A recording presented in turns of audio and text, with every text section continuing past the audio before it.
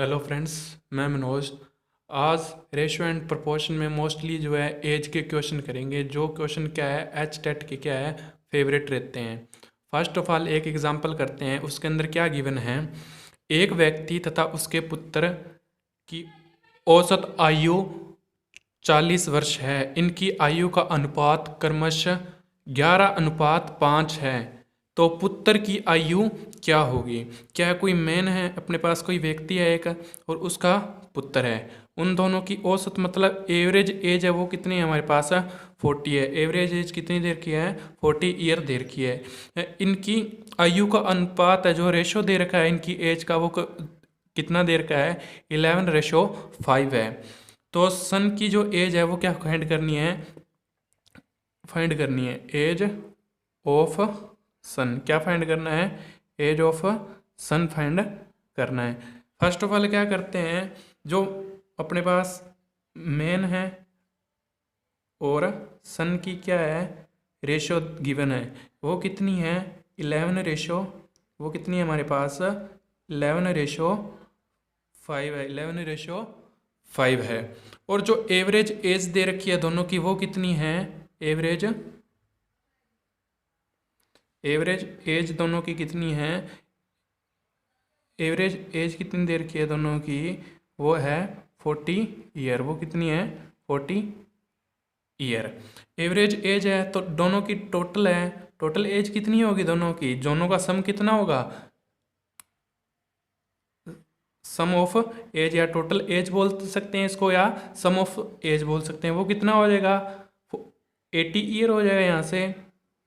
क्यों? Average age दोनों की कितने हैं? 40 ईयर दे रखी है। तो सम ऑफ एज या टोटल एज है वो कितनी हो जाएगी यहाँ से? 80 ईयर। तो यहाँ से आप क्या फाइंड कर सकते हैं? प्रेजेंट एज फाइंड कर सकते हैं। एज ऑफ मैन, वो कितनी होगी यहाँ से? 11x। और जो एज ऑफ सन, वो कितनी होगी यहाँ से? 5x। वो कितनी होगी यहाँ से? 5x। तो दोनों का सम फाइंड कर सकते हैं, क्योंकि टोटल एज यहाँ पे गिवन है, हमें टोटल एज गिवन है, और यहाँ से भी टोटल एज फाइंड कर सकते हैं। तो दोनों को इक्वल लिख सकते हैं यहाँ से। तो एज कितनी आ जाएगी? टोटल एज यहाँ से कितनी आ जाएगी? 11x प्लस में 5x। वो किसके इक्वल लिख सकते हैं? 80 ईयर के इक्वल लिख सकते हैं। क्यों लिखा? क्योंकि यहाँ सन और जो मैन है और सन है, उनकी एवरेज रेशो ये गिवन था 11:5।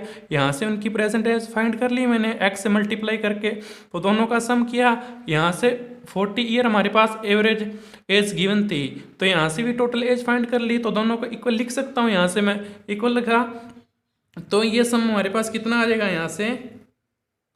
16x is equal to 80। x की वैल्यू यहाँ से कितनी आएगी? x की वैल्यू आ जाएगी यहाँ से 5। x की वैल्यू कितनी आएगी? 5। तो हमें पूछ क्या रखा है?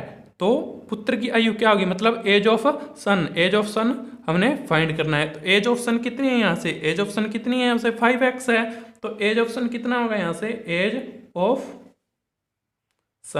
सन कितना है? Is equal to 5x। तो 5 को x से मल्टीप्लाई कर देंगे। x की वैल्यू कितनी है हमारे पास? 5 है। 5 इंटू 5 कितना हो जाएगा? 25 ईयर। तो जो एज ऑफ सन होगा वो कितना होगा? 25 ईयर। इसके बाद नेक्स्ट एग्जांपल देखते हैं। नेक्स्ट एग्जांपल क्या है? नेक्स्ट एग्जांपल है, मोना की आयु से 3 गुनी है। 12 वर्ष बाद मोना के पिता जी की आयु मोना की आयु के दुगनी के बराबर होगी। मोना की वर्तमान आयु ज्ञात कीजिए। मतलब मोना के पिताजी की आयु मोना की आयु से 3 गुना है। दोनों का रेशो दे रखा है। क्या लिखते हैं अपन? मोना और उसके फादर का जो है एज का रेशो में गिवन है। उसकी फादर का एज का रेशो में गिवन है। वो कितना गिवन है हमें? यहाँ से देखो, जब भी किसी भी दो चीज़ों के अंदर कंपैरिजन होती है तो वहाँ क्या गिवन होता है? वहाँ में रेशो गिवन है। यहाँ भी उनकी फादर और मोना की एज की बीच में क्या है, कंपैरिजन गिवन है, हमें कंपैरिजन गिवन है, तो यहाँ पे आप रेशो काउंट कर सकते हैं। रेशो काउंट करेंगे तो कितना आएगा, यहाँ देखो मोना की आयु से 3 गुना है, जो फादर की एज है वो क्या है, मोना की आयु से क्या है, 3 गुना है। तो मैं मोना की एक्स लेके चलता हूँ यहाँ से, या ये लेके चल सकते हैं आप, मोना की आयु कितनी है, 1:3 है, मतलब जो फादर की एज है वो मोना की एज से कितनी है, 3 गुना है। तो यहाँ से बोल सकते हैं प्रेजेंट एज क्या होगी, प्रेजेंट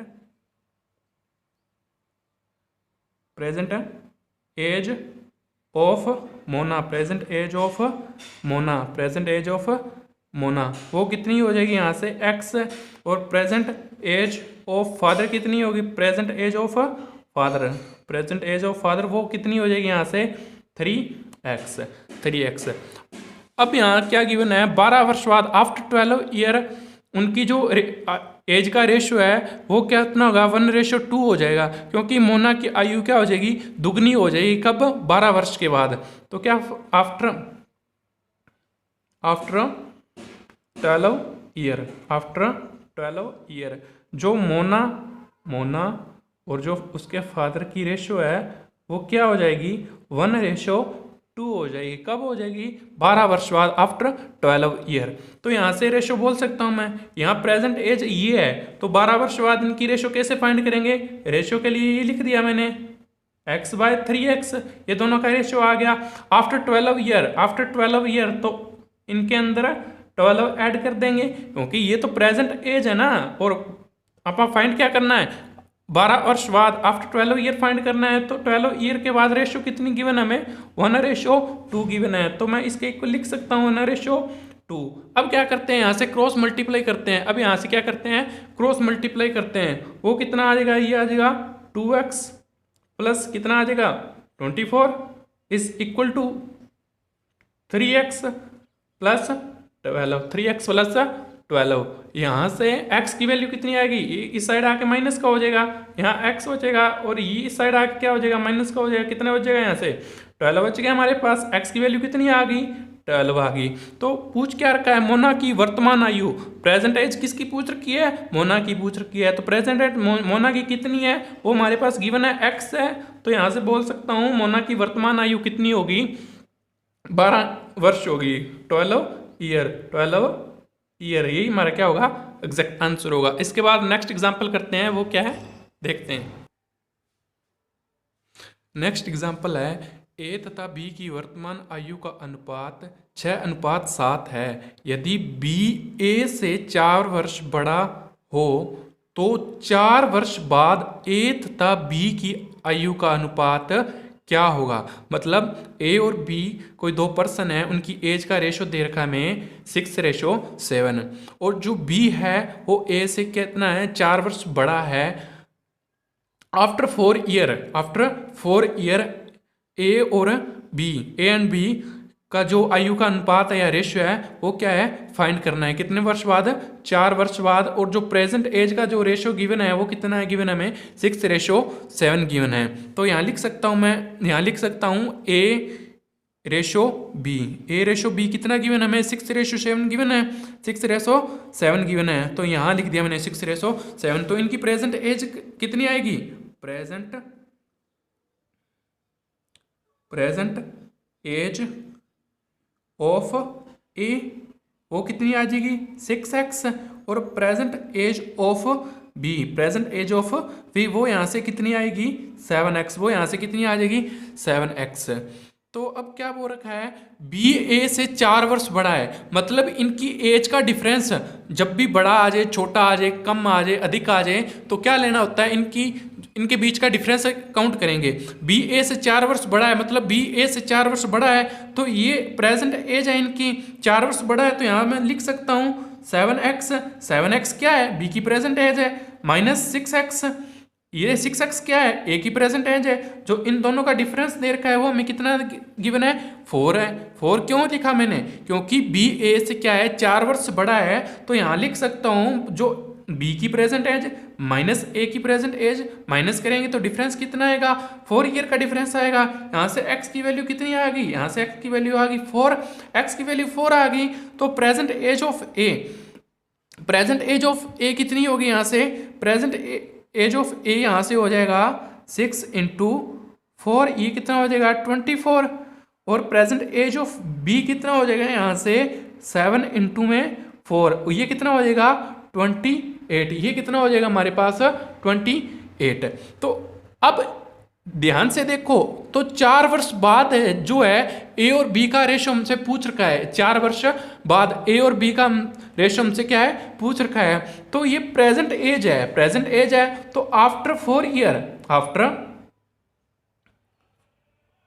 4 ईयर, आफ्टर 4 ईयर है, तो ये आफ्टर 4 ईयर कितने, इसकी एज कितनी हो जाएगी आफ्टर 4 ईयर, आफ्टर 4 ईयर के बाद जो ए की एज हो जाएगी हमारे पास है वो कितनी हो जाएगी 28 ईयर, 28 ईयर, और जो बी की एज है वो कितनी हो जाएगी, प्रेजेंट एज 28 है, तो आफ्टर 4 ईयर ये कितना हो जाएगा 32 ईयर। तो इनका रेशो फाइंड करना है, ए रेशो बी कब फाइंड करना है, आफ्टर 4 ईयर, 4 वर्ष के बाद, 4 वर्ष के बाद। तो इनकी रेशो कितनी आएगी 28 रेशो 32, 28 रेशो 32। इनको कट कर सकते हैं, इनको कट करने के बाद हमारे पास वैल्यू आएगी, वो वैल्यू कितनी आ जाएगी, ये कर दिया मैंने 4 के टेबल पे कट किया, 7:8, 7:8। तो इनकी प्रेजेंट आफ्टर 4 ईयर जो इनकी रेशो आएगी वो कितनी आएगी, वो आ जाएगी हमारे पास 7:8, और यहाँ 4 कर लेना, क्योंकि x की वैल्यू कितनी है हमारे पास 4 है, तो ये कितना आएगा 28, और इनकी प्रेजेंट एज है, या सॉरी आफ्टर 4 ईयर के बाद इनका जो रेशो आएगा वो कितना आएगा 7:8, 7:8 यहाँ लिख देता हूँ मैं, ऊपर इसके ऊपर लिख देता हूँ थोड़ा, ए और बी का रेशो आएगा वो कितना आएगा 7:8, 7:8। अगर वीडियो पसंद आए तो लाइक कीजिए, शेयर कीजिए और चैनल को सब्सक्राइब कीजिए। Thank you.